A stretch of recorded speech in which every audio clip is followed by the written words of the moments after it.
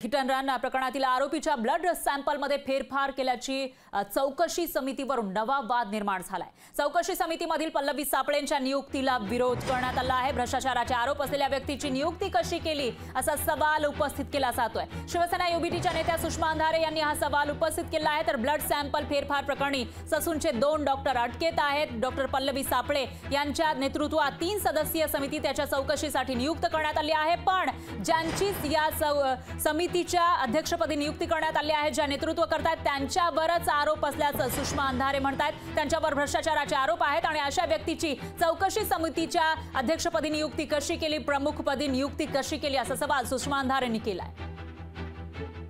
आज जी निवड समिती आली त्यांना मी भेटलोय आणि त्यांना हे सांगितलं की या समितीमध्ये तुमच्यावर कोणाचाही दबाव आला तरी तुम्ही त्या दबावाला बळी पडू नका।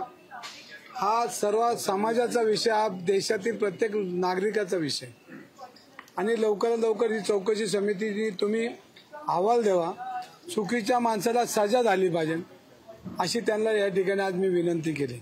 ज्या सरकारने आता पल्लवी सापळे यांची नेमणूक केलेली आहे त्याच सरकार पक्षातल्या आमदार यामिनी जाधवांनी हा आरोप केलाय।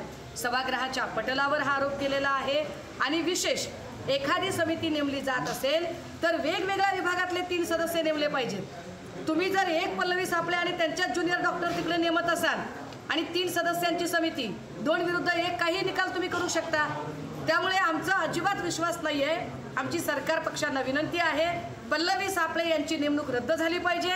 जी तुम्हाला नेमणूक करायची आहे त्या नेमणुकीसाठी वेगळा डॉक्टर तिकडे नेमा, कारण जो डॉक्टर ऑलरेडी वादग्रस्त आहे, ज्याच्यावर तुम्हीच सरकार पक्षानेच भ्रष्टाचाराचे चिकार आरोप केलेले आहेत, अशा भ्रष्ट लोकांकडून काय आम्ही प्रामाणिक तपासाची अपेक्षा करायची हे आमचं स्पष्ट म्हणणं आहे। आज ही जी समिती सोकॉल्ड समितीवर डॉक्टर पल्लवी सापळे ज्यांच्यावर पूर्वी भ्रष्टाचाराचे आरोप झालेत अशाच व्यक्तीला तुम्ही समितीचे अध्यक्ष म्हणून आणता, हे कितपत योग्य आहे?